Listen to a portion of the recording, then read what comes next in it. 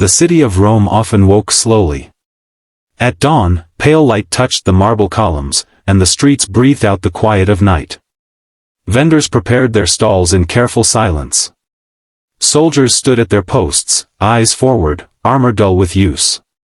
From a distance, the city looked peaceful, almost gentle. But those who lived there knew that calm could be thin, like glass. Above the city, on the Palatine Hill, stood the palace of Caligula. From the outside, it was beautiful. White stone walls, wide steps, and gardens trimmed into perfect shapes. Water flowed through narrow channels, whispering softly as if trying to soothe something restless. But inside the palace, fear lived in every shadow. Servants walked with lowered eyes. Guards spoke only when spoken to. Even laughter, when it appeared, sounded forced and brief. Caligula had not always been feared this way. In the early days of his rule, people had cheered his name. He had promised relief from heavy taxes and cruel laws. He had spoken warmly to the crowd, smiling as if he truly saw them. Many believed he would be different. Many believed Rome had been saved. That belief did not last. Slowly, almost gently at first, something changed. Caligula began to test the limits of his power. He watched people closely, not with curiosity, but with hunger. He listened not to advice, but to whispers that fed his pride. Each day, he asked himself the same question in different ways: how far can I go before they break? Inside the palace, a young scribe named Marcus felt this question pressing on his chest every morning. He was not important. He copied orders, recorded names, and wrote down decisions he did not understand. But he saw enough to feel the shift in the air. The problem Marcus faced was simple and human. He wanted to survive. He had a mother in the city and a younger sister who depended on his wages. Leaving Rome was impossible. Speaking out was unthinkable. So Marcus did what many others did. He kept his head down. He wrote carefully. He tried not to think about the meaning of the words he recorded. But Caligula made that difficult. The emperor began holding gatherings at strange hours, calling senators, nobles, and servants alike without warning. These gatherings were quiet at first. Caligula would sit alone on a raised seat, his face calm, his voice soft. He asked questions that seemed harmless. Personal questions. Questions about loyalty, faith, and fear. People answered carefully, choosing each word like a step across thin ice. Marcus noticed something unsettling. Caligula watched reactions more than answers. A trembling hand. A pause before speaking. A breath taken too quickly. These small signs pleased him. Rome began to understand that the danger was not sudden violence. It was uncertainty. No one knew what would offend him. No one knew what would amuse him. And worst of all, no one knew what he might demand next. At night, Marcus lay awake, listening to the distant sounds of the palace settling. Footsteps echoed in long halls. Doors closed softly. Somewhere, water continued to flow in the gardens. The world seemed calm, but his heart was not. He sensed that Rome stood at the edge of something dark. Not chaos yet. Not ruin. But a slow descent. And Caligula, smiling gently, was leading the way. The days that followed felt heavier, as if the air itself had learned fear. Marcus noticed it first in the palace corridors. Servants moved more slowly now, their steps careful, their faces blank. Conversation stopped when footsteps approached. Even the guards, trained to show no emotion, held their spears a little tighter. Silence had become a form of protection. Caligula's gatherings grew more frequent. They were no longer limited to senators or nobles. Artists, scholars, soldiers, and even low-ranking servants were summoned. The invitations arrived without explanation, sealed with the imperial mark. To refuse was impossible. To attend was terrifying. Marcus was ordered to record these meetings. He sat at a small table near the edge of the great hall, his writing tools laid out neatly. From there, he could see Caligula clearly. The emperor wore simple robes, pale in color, almost gentle in appearance. His posture was relaxed, his voice calm. Nothing about him seemed violent. That was what made it worse. Caligula spoke about Rome as if it were a living being. He asked whether it loved him. Whether it trusted him. Whether people believed rulers should have limits. Each question sounded thoughtful, almost philosophical. But every answer was followed by long silence, during which Caligula studied the speaker's face. Some tried to flatter him. Some tried to reason. Others spoke the truth, hoping honesty might protect them. None of it mattered. Marcus began to understand the true nature of these gatherings. They were not about answers. They were about control. Caligula wanted people to feel exposed, uncertain, and small. He wanted them to question their own thoughts before speaking. Outside the palace, rumors spread like smoke. People whispered of disappearances. A senator who spoke too boldly was suddenly ill and never seen again. A poet who refused to attend a gathering was found guilty of treason. No clear accusations were made. No public trials were held. Fear did not need explanations. Marcus felt the strain in his own life. His mother spoke less when he visited. His sister avoided the streets after sunset. Even neighbors who once shared food now nodded silently and closed their doors. The problem Marcus faced was no longer just survival. It was guilt. Each night, he replayed the words he had written. Names. Orders. Subtle commands hidden behind polite language. He wondered whether his careful handwriting made cruelty easier to carry out. He wondered whether silence made him responsible. One evening, after a long gathering, Marcus noticed something different. Caligula smiled. It was not a wide smile or a cruel one. It was soft, almost sad. He spoke quietly about how power separated him from others. How loneliness followed him like a shadow. For a moment, the room relaxed. People leaned forward, listening. This was the gentle twist Marcus did not expect. Caligula was not shouting. He was not threatening. He was asking for understanding. Some nodded. Some murmured sympathy. Even Marcus felt a flicker of pity rise in his chest. But then Caligula's voice changed, just slightly. He spoke about obedience as a form of love. About fear as proof of loyalty. About how Rome needed to be reshaped to survive. The room grew cold again. Marcus realized then that Caligula did not see himself as cruel.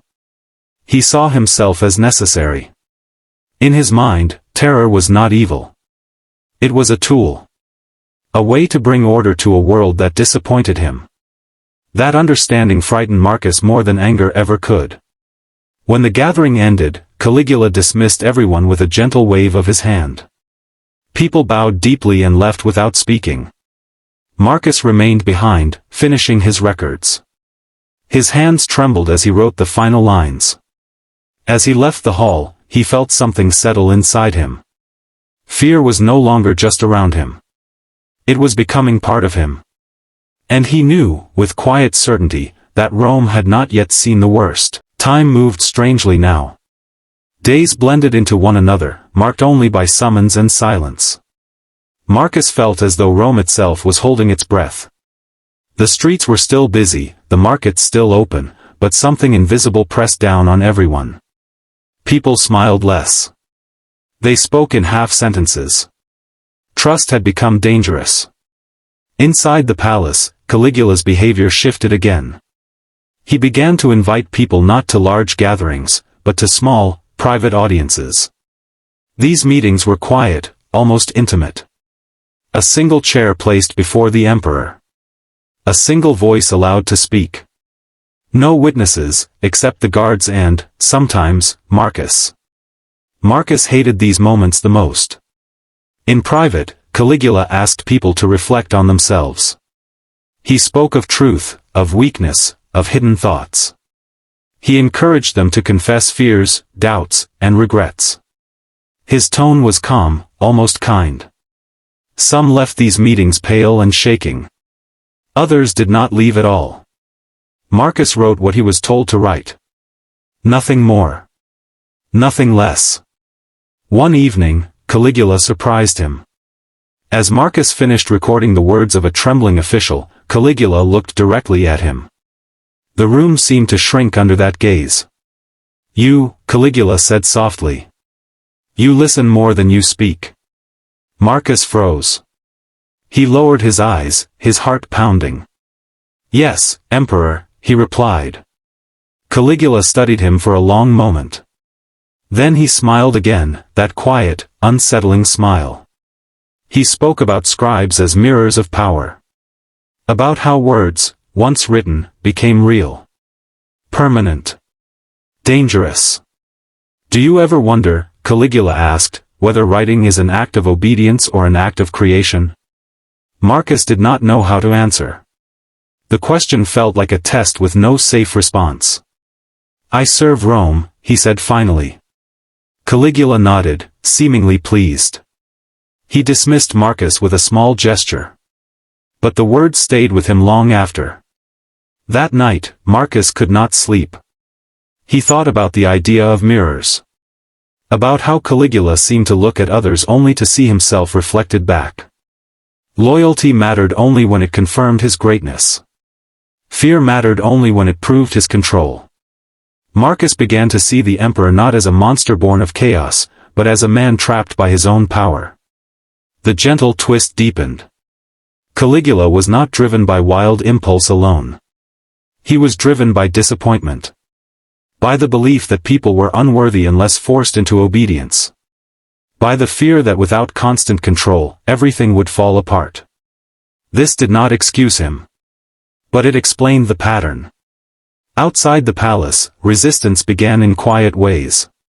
People helped one another without speaking. Neighbors shared food in secret. Mothers warned children to listen more than they spoke. Survival became a shared effort, silent and steady. Marcus felt pulled between two worlds. In one, he served the emperor and preserved his position. In the other, he carried the weight of knowing too much. He began to make small choices. Leaving out a detail here. Writing a name less clearly there. Tiny acts that felt like breathing through a crack in the wall. He knew the risk. One mistake could end everything.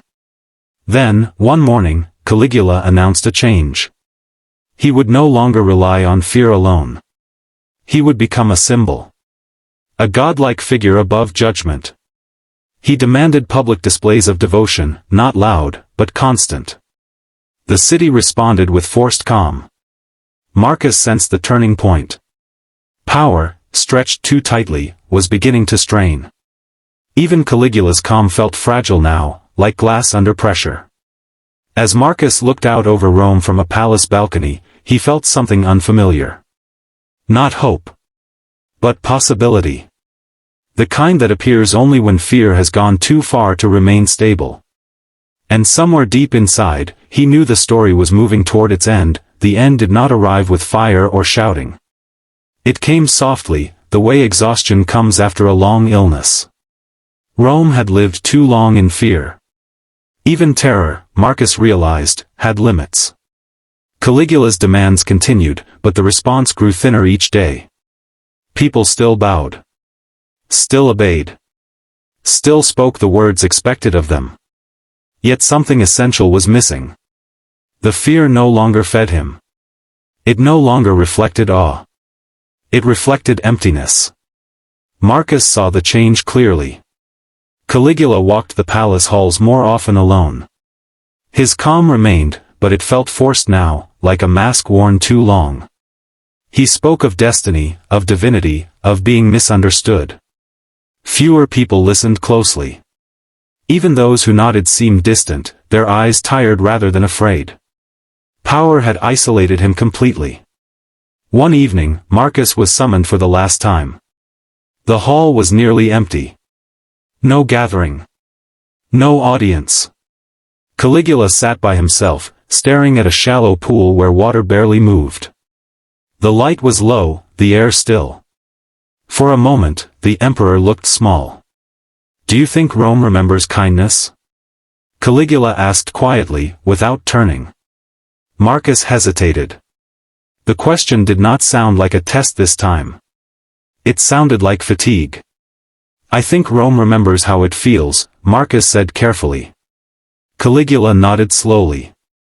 He said nothing more. Marcus was dismissed. That night, whispers spread through the city.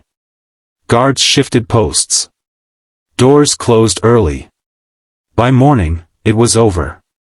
Caligula was gone, removed by those closest to him, not with rage, but with final resolve. Rome did not celebrate loudly. People stepped into the streets slowly, as if unsure whether they were allowed to breathe freely again. Some wept. Some stood silently. Most simply continued with their lives, carrying scars that would not fade quickly. Marcus returned home and held his mother and sister for a long time. No words were needed. Survival itself felt like a gift. In the days that followed, records were sealed. Stories were softened.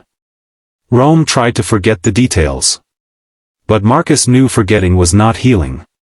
Understanding was. Caligula had ruled through fear, but fear had consumed him as well.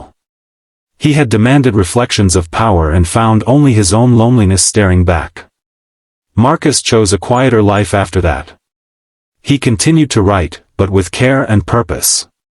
He recorded not just orders, but moments. Small acts of kindness. Signs of recovery. Proof that Rome was more than its worst ruler. The city slowly learned to speak again. Not loudly. Not proudly. But honestly. And Marcus understood something important at last. True power does not come from terror. It comes from trust. Rome would remember that lesson for a long time. Even after the shadows faded.